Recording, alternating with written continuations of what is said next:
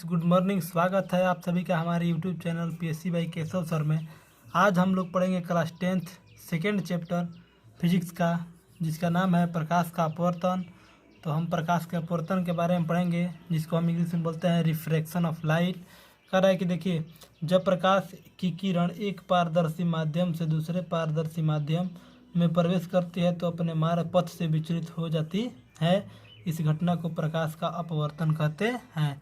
अच्छा, प्रकाश के परावर्तन में क्या होता है? तो क्या होता है उसमें कि जब प्रकाश की जो किरण होती है वो किसी माध्यम से टकराने के बाद वापस लौट जाती है। लेकिन जो प्रकाश का अपवर्तन में उसमें क्या होता है कि जो प्रकाश की किरण होती है जब एक माध्यम से दूसरे माध्यम में प्रवेश करती है तो अपने पथ से विचलित हो जाती है, और इस घटना को हम प्रकाश का अपवर्तन कहते हैं। जैसा कि चित्र में देखिए आप, यहाँ पे बिल्कुल स्पष्ट हो जाएगा कि ये जो प्रकाश की किरण है, मान लीजिए ऊपर वाला जो माध्यम हो क्या है, तो ऊपर वाला माध्यम आपका वो निर्वात है। क्या है? निर्वात है। और नीचे जो आपका माध्यम है वो क्या है? तो नीचे जल है। तो मान लीजिए, समझने के लिए अगर आपसे बोल दिया जाए कि आप मतलब एक पक्की सड़क पे साइकिल से सवारी कीजिए और एक खुरदरे सड़क पे सवारी कीजिए, तो आपकी चाल किस में अधिक होगी? यानी कि जो पक्की सड़क होगी उसमें अधिक होगी।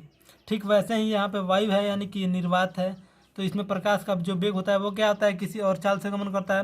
लेकिन जैसे ही वो जल वाले माध्यम में प्रवेश करेगा, उसके मार्ग में कुछ परिवर्तन होगा, और इस घटना को हम क्या बोलेंगे? प्रकाश का अपवर्तन बोलेंगे। जैसे देखिए यहाँ पे जो प्रकाश की किरण है वो वायु से जब जल में प्रवेश करती है तो इसको निकलना चाहिए इस मार्ग से, लेकिन ये अपने पथ से क्या हो जाती है? अपने पथ से विचलित हो जाती है। तो इस घटना को हम क्या बोलेंगे? प्रकाश का अपवर्तन। क्या बोलेंगे? प्रकाश का अपवर्तन। अब हम पढ़ेंगे प्रकाश के अपवर्तन के नियम कौन कौन से हैं। प्रकाश के अपवर्तन के नियम कौन कौन से हैं? तो देखिए, इसमें पहला नियम आपका क्या होगा? तो इसके प्रकाश के अपवर्तन का जो नियम होता है वो निम्नलिखित है। पहला नियम होता है कि आपतित किरण, अपवर्तित किरण तथा आपतन बिंदु पर खींचा गया अभिलंब सभी क्या होते हैं? एक तल में होते हैं। यानी कि जो आपतित किरण होती है, अपवर्तित किरण, जो देखिए चित्र से बिल्कुल स्पष्ट है, ये हमारी है आपतित किरण और ये है अपवर्तित किरण, तथा आपतन बिंदु पर खींचा गया अभिलंब तीनों एक ही तल में होते हैं। और दूसरा आपका नियम क्या होता है? तो दूसरा नियम होता है कि इस नियम के अनुसार, दूसरे नियम के अनुसार होता है कि इस नियम के अनुसार प्रकाश के किसी विशेष रंग या वर्ण के लिए आपतन कोण की जया तथा अपवर्तन कोण की जया का अनुपात क्या होता है? एक नियतांक होता है, जो क्या कहलाता है? जो अपवर्तनांक कहलाता है। इस नियम के अनुसार प्रकाश के किसी विशेष वर्ण के लिए या किसी विशेष रंग के लिए जो आपतन कोण की जया होती है और अपवर्तन कोण की जया होती है, उनका जो नियतांक होता है वो क्या होता है? एक अनुपात होता है, जिसे हम पदार्थ का क्या कहते हैं? माध्यम का अपवर्तनांक कहते हैं। अर्थात क्या होता है कि म्यू, इसको हम क्या बोलेंगे? म्यू बराबर होता है साइन आई बटा साइन आर, जहाँ म्यू क्या होता है? एक नियतांक है। जहाँ म्यू क्या है? एक नियतांक है। और प्रकाश के अपवर्तन के दूसरे नियम को हम स्नेल का नियम भी कहते हैं। क्या कहते हैं?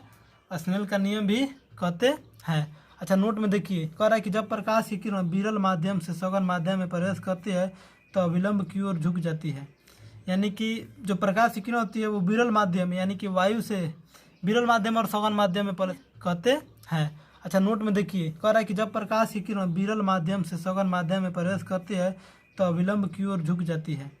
यानी कि जो प्रकाश की किरण होती है वो विरल माध्यम, यानी कि वायु से विरल माध्यम और सघन माध्यम में, पहले समझ लीजिए कि वह माध्यम जिसमें प्रकाश की जो चाल होती है अपेक्षाकृत अधिक होती है किसी दूसरे माध्यम की अपेक्षा, तो माध्यम विरल माध्यम कहलाएगा, तथा जिसमें प्रकाश की चाल अपेक्षाकृत कम होती है वो क्या होगा? हमारा सघन माध्यम होगा। तो कह रहा है कि जब प्रकाश की किरण विरल माध्यम से सघन माध्यम में प्रवेश करती है तो अभिलंब की ओर झुक जाती है, यानी कि जो अभिलंब होता है उस ओर झुकेगी।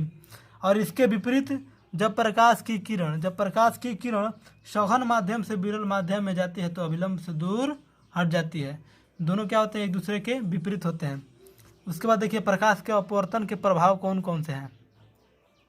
प्रकाश के अपवर्तन के प्रभाव कौन कौन से हैं? देखिए, कह रहे कि प्रकाश के अपवर्तन का प्रभाव प्रकाशिक भ्रम को दिखाता है।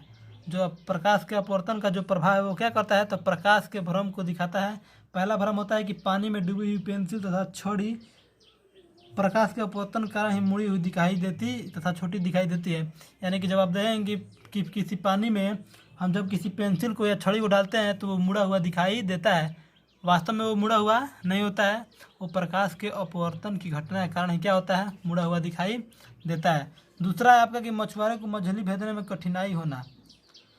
यानी कि प्रकाश के अपवर्तन का मछली की जो वास्तविक स्थिति है उसका पता मछुआरे को नहीं चल पाता है, जिसके कारण वो मछली को क्या करता है, भेजने में या पकड़ने में उसको कठिनाई का सामना करना पड़ता है। अगला है आपका कि अक्षरों को के ऊपर कांच का स्लैब रख कर देखने पर अक्षर का उठा हुआ प्रतीत होना। यानी कि आप जब कोई न्यूज़पेपर या कोई बुक पढ़ रहे हैं तो उसके ऊपर आप क्या कीजिएगा कि कांच को का स्लैब रखिएगा तो आपको लगेगा कि जो अक्षर है वो उठा हुआ है, लेकिन वास्तव में वो उठा हुआ होता है, नहीं होता है।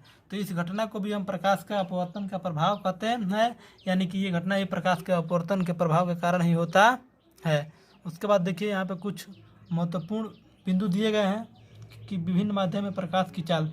तो जो कांच में प्रकाश की चाल होता है वो 2 × 10⁸ मीटर पर सेकेंड होता है, और जल में जो प्रकाश का चाल होता है वो कितना होता है, तो 2.25 × 10⁸ मीटर पर सेकेंड होता है। आज के लिए सिर्फ इतना ही।